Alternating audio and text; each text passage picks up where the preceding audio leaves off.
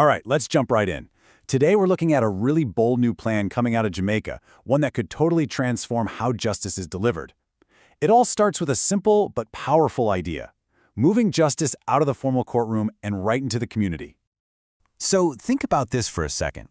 What if a simple argument didn't have to spiral out of control and end up in court or even worse? I mean, we've all seen how quickly small disagreements can escalate, right? Well, that exact question is the driving force behind this new policy in Jamaica. Their solution is to create what they're calling an off-ramp, a way to resolve conflicts before they turn into huge problems. Okay, so to really get why this new plan is such a potential game changer, we first need to understand the problem it's designed to solve. Let's dig into the challenges Jamaica's justice system has been up against. And yeah, the picture becomes pretty clear when you look at the hurdles. For starters, the courts are just completely overburdened, leading to these massive case backlogs. Justice delayed is justice denied, as they say. Then you have this concept of a violence pipeline, where what starts as a simple neighborhood dispute can actually escalate into a serious crime. And for a lot of regular citizens, the whole formal court process is just, well, it's intimidating, it's expensive, it takes forever, and it's complicated. You can see why they felt the new path was desperately needed. So what is this new path? Well, it's called Alternative Dispute Resolution, or ADR for short. And believe me, this isn't just a small change. It's a really fundamental shift in how they're thinking about justice. So let's break it down. What exactly is ADR, and how is it supposed to work? The official plan has a formal name, of course: Advancing Justice Through ADR for Jamaica. It was tabled by the Justice Minister, Delroy Chuck, back on February 3rd, 2026.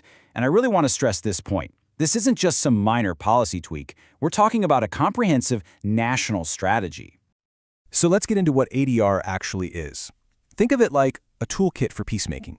It's filled with different methods like mediation and restorative justice that are all designed to help people resolve conflicts peacefully outside of a formal courtroom. Now, this next part is absolutely crucial. ADR is meant to complement the courts, not replace them. The idea is to divert the right kinds of cases, which then frees up the judges and the courts to focus their energy on the really complex, serious stuff. And this comparison here really lays out the two different philosophies perfectly. On one hand, you've got the traditional court system, which is adversarial by nature. It's about one side winning and the other side losing. But ADR, it's a whole different ballgame. It's collaborative, it's more informal, and the goal isn't just about punishment, it's about reconciliation, healing, and finding a solution that works for everyone. Okay, so that's the theory. But how is this all going to work in the real world? Well, the plan is to build a true nationwide system for peace. And this, I think, is where it gets really interesting. ADR isn't going to be stuck inside some government building.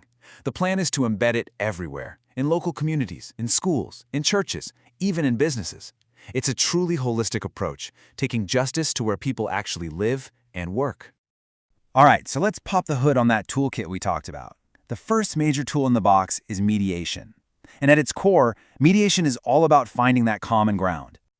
So here's how it works. You get a neutral third party, someone who isn't taking sides, to help guide the conversation. The whole focus is on what both sides actually need and want, so they can come to an agreement they can both live with. And a huge part of it is trying to preserve the relationship, whether it's neighbors, family members, or business partners. Okay, the next tool is called restorative justice. And this one goes even a step further than mediation. The focus here is really on healing the harm that was caused by a conflict or even a crime, and then rebuilding the trust within the community. And this is a big one. Justice Minister Delroy Chuck actually called it a necessary tool to counter a deep culture of violence. That quote really shows you just how ambitious this plan is. Restorative justice isn't just about handing down a sentence. It's about actually trying to repair the fabric of the community itself. All right, so if they pull this off, what's the expected payoff? The government is anticipating 4 major ripple effects that could change Jamaican society for the better. Impact number 1, interrupting that violence pipeline we talked about earlier. This is the big one. It's about being proactive and actually preventing crime before it happens. I mean, the concept paper itself points out that so many serious crimes don't start out that way. They begin as simple disputes and disagreements. ADR is designed to be that off-ramp, giving people a way to resolve these conflicts early and stop that escalation dead in its tracks. Second major impact, a huge sigh of relief for the court system. You can see it right here. By diverting all these cases to ADR, you free up the judges and the courts to focus their time and resources on the most serious and complex cases. It just makes the whole system run so much more efficiently. Okay, number 3. This one might actually surprise you. A direct boost to the economy. It might not seem obvious at first, but a fair and efficient justice system is basically the bedrock of a strong economy. It makes sense when you think about it. When businesses know they can resolve disputes quickly without it costing a fortune, that builds a ton of confidence for investors. It creates a stable, predictable environment that not only helps local entrepreneurs thrive, but also attracts investment from overseas. And that brings us to the fourth and, maybe the most profound impact of all: building social cohesion. At the end of the day, this isn't just about clearing cases off a court's calendar. It's about healing relationships, rebuilding trust, and strengthening the very fabric of society. Now, of course, a plan this big and this ambitious is going to face some major challenges. It's one thing to have a great blueprint on paper. It's another thing entirely to turn it into a real, functioning, trusted system. And there are definitely some big hurdles to clear. First off, you need national standards for training and ethics, so everyone is operating on the same page. Then there's the money. You've got to secure sustainable funding to actually scale this thing up. Maybe the biggest challenge of all is culture change. You have to build public awareness and get people to actually trust these non-court options. And finally, it all has to be integrated smoothly with the police, with social services, so that referrals happen seamlessly. Look, there's no doubt this is a massive undertaking, but the vision behind it is crystal clear: to create a justice system that's more accessible, way more efficient, and truly focused on healing.